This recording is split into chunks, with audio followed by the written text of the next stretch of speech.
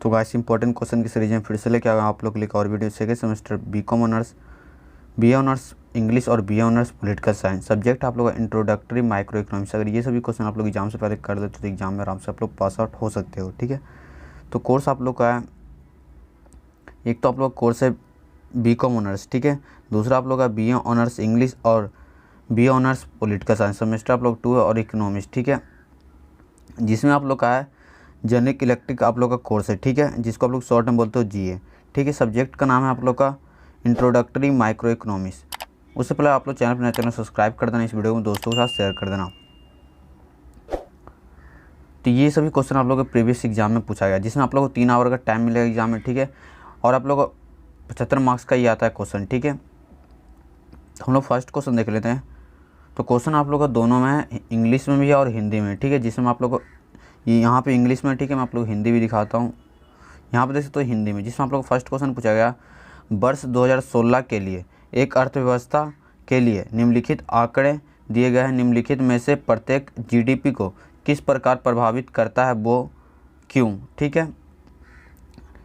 इसमें आप लोग आ में यानी ए में आप लोग का 1 में पूछा गया है, राष्ट्रीय ऋण पर दिए गए ब्याज के रूप में 10 लाख रुपए, ठीक है।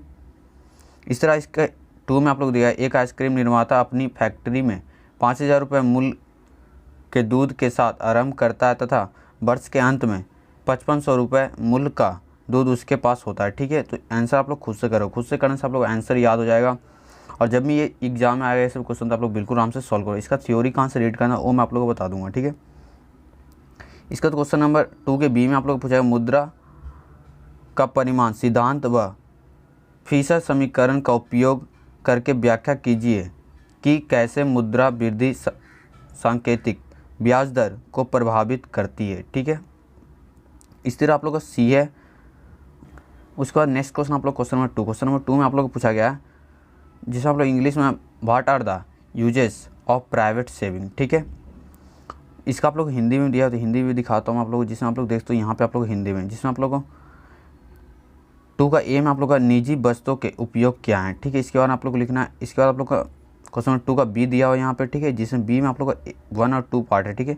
इसके बाद सी, ये काफ़ी इंपॉर्टेंट है, काफ़ी बार एग्जाम में पूछा जाता है, ठीक है, जिसमें आप लोग को ISLM ढांचे में उचित चित्र का उपयोग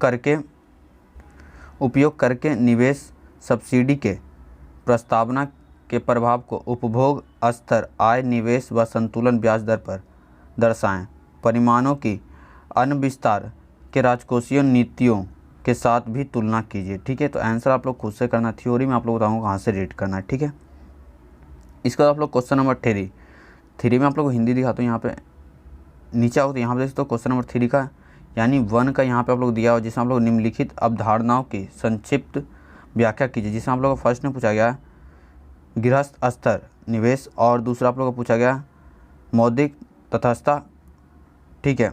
इसका आप लोग क्वेश्चन नंबर 3 के बी में आप लोग पूछा है, मान लीजिए वास्तविक मुद्रा शेष के लिए मांग निम्नलिखित द्वारा प्रस्तुत की गई है, ठीक है।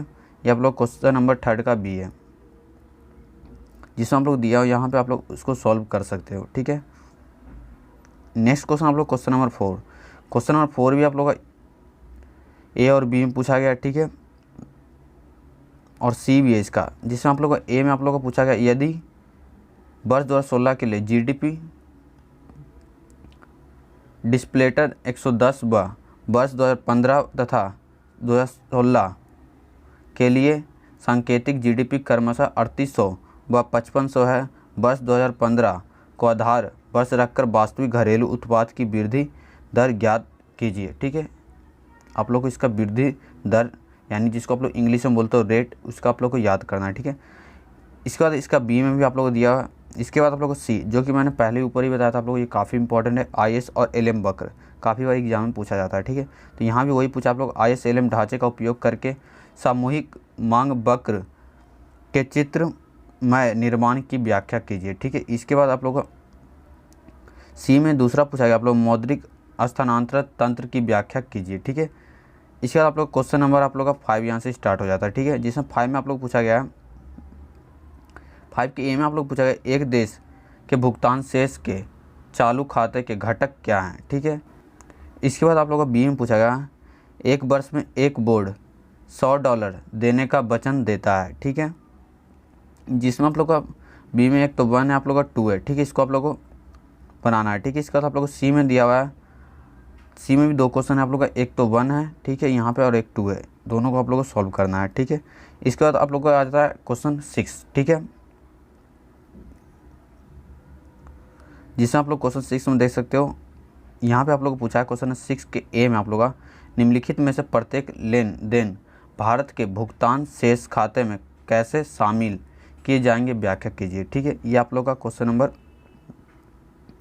इसमें आप लोग को 2 पूछा गया, एक तो 1 और 2। ठीक है, जिसमें आप लोग को पूछा गया 1 में स्विस बैंक से भारतीय रिजर्व बैंक द्वारा खरीदे गए रुपए व बेचे गए $। ठीक है, और दूसरा में आप लोग पूछा है भारतीय निवासी द्वारा स्विस बैंक में खोला गया खाता। ठीक है, इसके बाद आप लोग बी में पूछा गया है, जिसमें आप लोग 1 और 2 है। ठीक है, इसके बाद आप लोग सी में पूछा हुआ है, जिसमें आप लोग को इसको सॉल्यूशन करना है। ठीक है,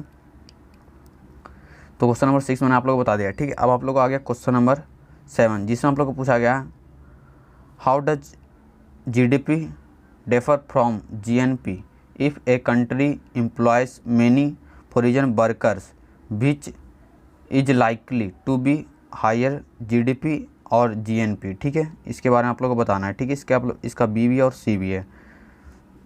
हिंदी में आप लोग यहाँ पर देख सकते हो, क्वेश्चन नंबर 7 का ए में आप लोग पूछा है GDP, GNP से कैसे भिन्न है। यदि देश बहुत विदेशी कर्मचारियों को रोजगार देता है तो कौन सा अधिक होने की संभावना है, GDP या GNP, इसके बारे में आप लोग को बताना है। ठीक है, इसके बाद आप लोग को इसमें बी में पूछा गया अपेक्षित स्फीति की सामाजिक लागत क्या है। ठीक है, इसके बाद आप लोग को सी में आप लोग पूछा गया एक अर्थव्यवस्था के विनियोग कोषों के बाजार पर चर्चा कीजिए, निम्नलिखित समीकरण अर्थव्यवस्था की व्याख्या करता है। ठीक है, ये आप लोग क्वेश्चन नंबर 7 हो गया।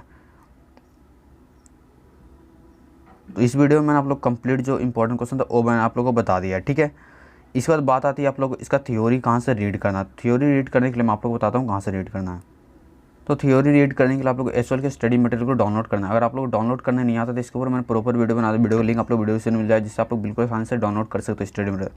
जिससे हम लोग देखते हो यूनिट 1 में जाओगे तो आप लोग इंट्रोडक्शन टू माइक्रो इकोनॉमिक्स का पूरा आप लोग को थ्योरी मिल जाएगा। ठीक है, इसके बाद आप लोग लेसन 2 में जाओगे तो introduction to national income accounting का आप लोग को पूरा यहाँ पे थ्योरी मिल जाएगा। फिर ठीक है, फिर आप लोग लेसन 3 में जाओगे तो नेशनल प्रोडक्ट और नेशनल इनकम, इसके बारे में आप लोग को पूरा यहाँ पे थ्योरी मिल जाएगा। फिर आप लोग लेसन 4 में जाओगे, यूनिट 1 के लेसन 4 में, तो आप लोग को बैलेंस ऑफ पेमेंट्स का यहाँ पे पूरा थ्योरी मिल जाएगा। ठीक है, इस तरह आप लोग को यूनिट 2 में दिया हुआ है। ठीक है, जिसे आप लोग बिल्कुल आसानी से रीड कर सकते हो। ठीक है, अगर आप लोग को हिंदी में चाहिए तो आप लोग नीचे कमेंट कर दो, मैं आप लोग को जल्दी प्रोवाइड करा दूंगा हिंदी में हैंड राइटेड नोट्स। ठीक है, तो इस वीडियो में जो भी इंपॉर्टेंट क्वेश्चन था मैंने बता दिया। तो आशा करता हूँ वीडियो पसंद है, वीडियो लाइक कर देना, और नेक्स्ट आप लोग को जिस भी सब्जेक्ट चाहिए आप लोग नीचे कमेंट करना, लोग जल्दी प्रोवाइड करा दूँगा उस सब्जेक्ट के ऊपर वीडियो। ठीक है, और अभी तो मेरे टेलीग्राम से नहीं जुड़े तो जुड़ जाना, वीडियो के साथ आप लोग टेलीग्राम का लिंक मिल जाएगा, और चैनल पर नया चैनल सब्सक्राइब कर देना, और इस वीडियो को दोस्तों के साथ शेयर कर देना। मिलते हैं नेक्स्ट वीडियो, तब तक के लिए थैंक यू, जय हिंद, जय भारत।